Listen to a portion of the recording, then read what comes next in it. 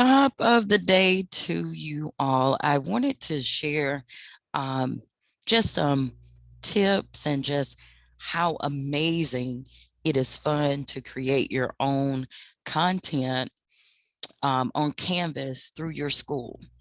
Um, One of the biggest things that I love to share, or just some pro tips, is organizing, and also preparing just in case if you happen to be out sick as an educator and give access to a substitute that could go in and see all the nuts and bolts of what you are teaching at that day. So one of the things that I always start with is what I like to call is the course blueprint. This is all the teacher resources that you can share so that an individual will know what exactly is going on in the class. And if you see here, I'm scrolling down. There's so many different modules.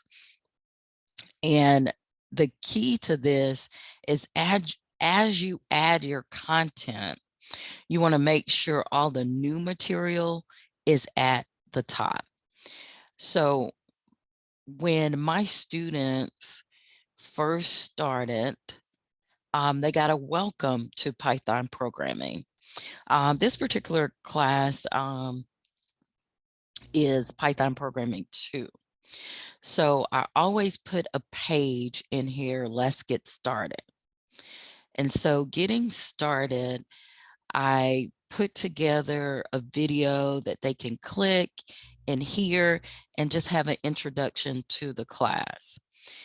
Now, most importantly, at the bottom portion, you want to give your students a direction. So as you see here at the bottom, and I love to use this fuchsia color, um, they want to be able to click next. And clicking next, we get them to the next part of this module, which is welcoming them to the class. So I'm gonna click next, and I love to create this introduction page, um, giving the students links. I give them links to more information, how to email me and contact me throughout the day when I'm available, how to actually send that email, so on and so forth. Not to get too heavy into it, and just showing this is what students need to be acclimated to your course. And again, I put at the bottom, to continue, you want to click next. And you want to do that because as we have learned through this virtual world, you want to be able to share as much so that they won't be lost. And so the next page under welcoming page, I love to put what materials they will need. And you can see here, giving them all what is required, what is necessary. It is amazing to do that. And I love to do that. Now, another question that some of you are like, if you haven't used Canvas before, as you can see here, this is green. This has been published. So that means the student is able to see this. But let's just say you need to edit. Now, because I am a programming instructor, I actually code mine, y'all. But you can do it. This is what I call the regular way, where you can type stuff in. But if you look at the bottom, there is a cute little coding button there where you can actually edit this. You can actually edit it in code. You can do it in HTML um, as well. So, and that's what I normally do. I go in and I actually coded it in so that I can get the nice banners, and this will be like the top portion here that you would see. And then if you click it again,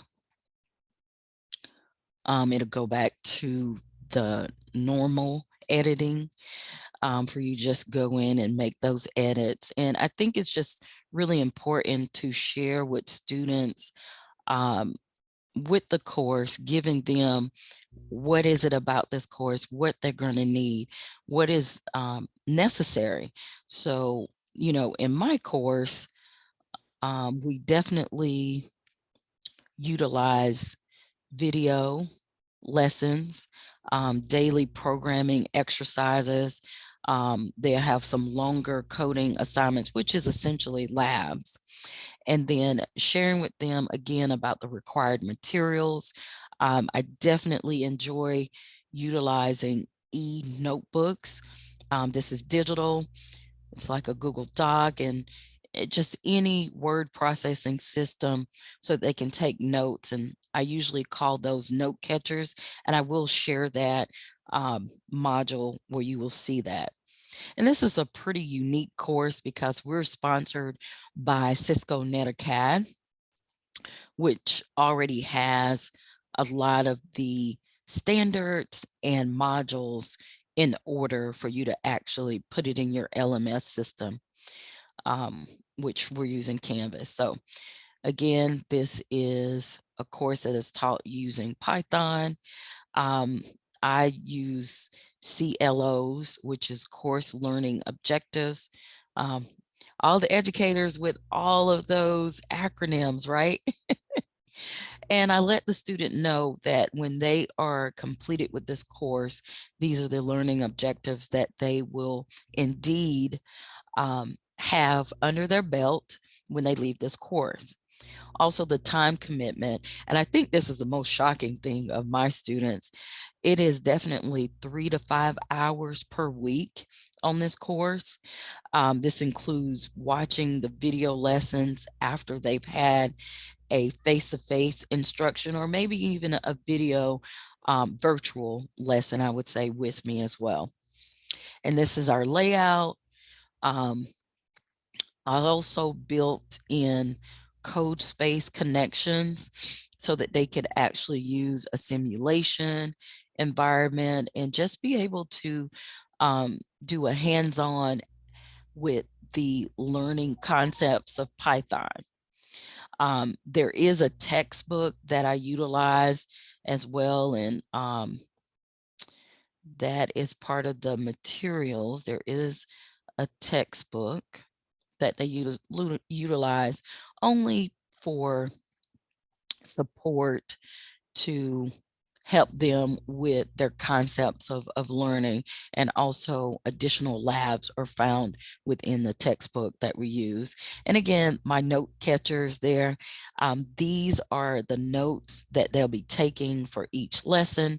It's actually structured where it's guided note catchers for them. And after each lesson, there's a summary of the lesson. And this is a short video to introduce them to the code space. I was tremendously blessed with Furial Labs. Oh man, this is awesome if you want to really get students to dive in. But anyways, and then it shows the grading. And I'm going to click save because I really didn't make any edits, but this is what it looks like, you know, from the editing. All right, so I'm going to take it back and go to the home page. Now, again, these are modules. If you see here, this one isn't clicked and it's not green. It is actually not active and it's not published. Because again, I put all the fresher materials at the top. So my students have done their final exam, learning Dossier, which has been fantastic. So this is how I order it for each of my class periods, there were links. So when you see this particular icon, and as you see it popped up, it's a page. And when you see this icon, it's an assignment. And so Canvas has done a wonderful job with that. Again, they had to take their PCAP certification exam. And also, this is where the students submitted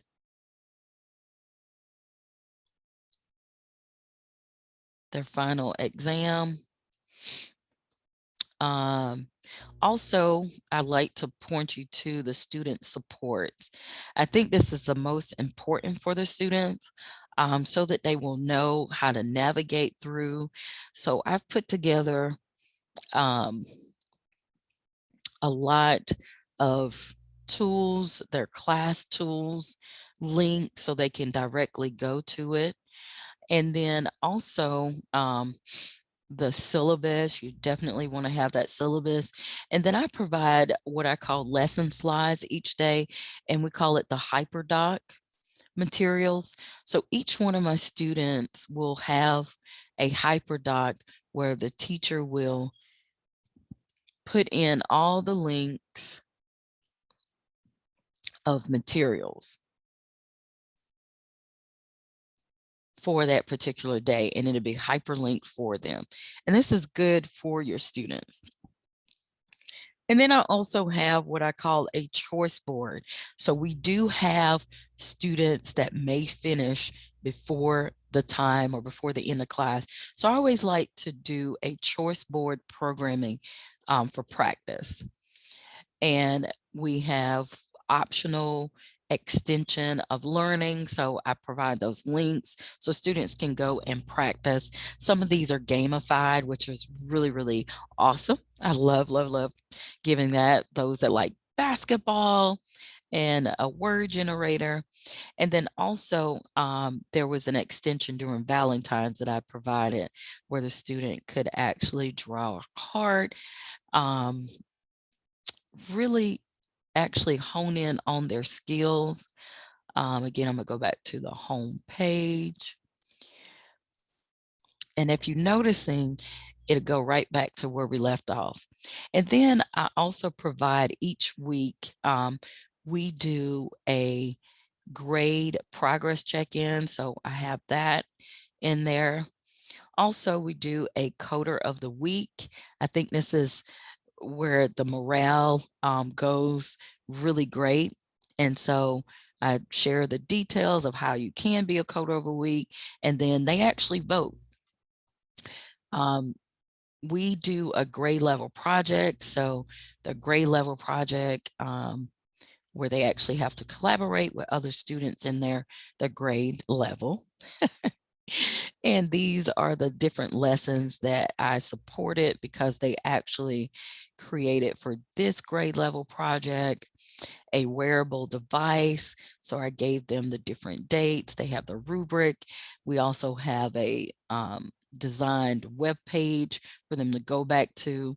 And they were designing a wearable device on the Arduinos, which was a fantastic opportunity for them. And they got to learn so much, and also go in here. I wanted to share this. This is where they had to sign in for the Arduino. I mean, it was really a fantastic opportunity for them to just learn. And then last but not least on this journey is, I call it the Do Now, which is their warm up and coding lab activities. So each week is divided up and the students will get either a lab, their warm up, and it's organized this way. And I did it with each quarter for the semester. And as you can see here, this was with our NET Academy, Cisco NET Academy. Also put the modules in there so that they can submit their tests and quizzes. And again, I love adding images because it makes it really stand out for my students. So I hope this was helpful to you. I know creating your Canvas for your students is so important, and I hope it is helpful to you. And I'll be having other videos on step by step of how I created it as well.